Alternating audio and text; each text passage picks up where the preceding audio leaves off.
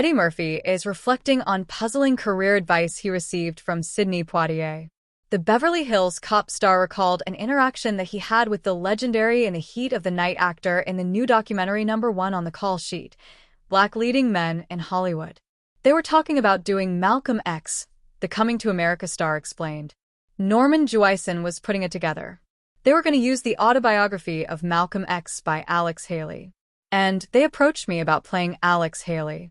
Murphy was still considering the offer when he crossed paths with Poitier.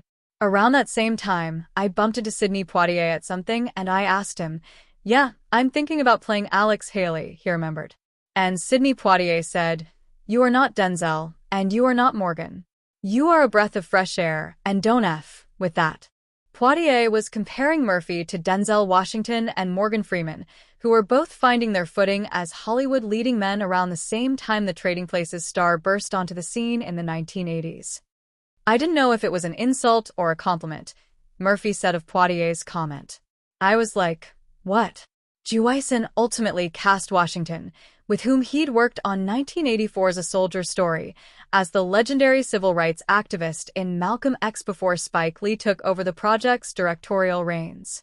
Lee's film, which was released in 1992, did not include Haley as a character, but used his autobiography as its primary source material.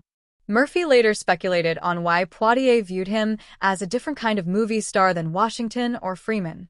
"I was in uncharted waters. For Sidney and all those guys, when I showed up, it was something kinda new," he explained. "They didn't have a reference for me, they couldn't give me advice, 'cause I was 20, 21 years old, and my audience was the mainstream, all of everywhere. My movies were all around the world, and they had never had that with a young black person. So nobody could give me advice, really. Everything broke really big and really fast." Murphy noted that another iconic entertainer did try to give him more career advice, however, James Brown. "He told me I should stop cursing," Murphy said, laughing. He said, "You want to be in this business for a long time? Stop that cursing." That wasn't Brown's only advice. And he said, "You think you got $1 million?" I said, "Yeah, I do," Murphy recalled. He said, "You ain't got no $1 million."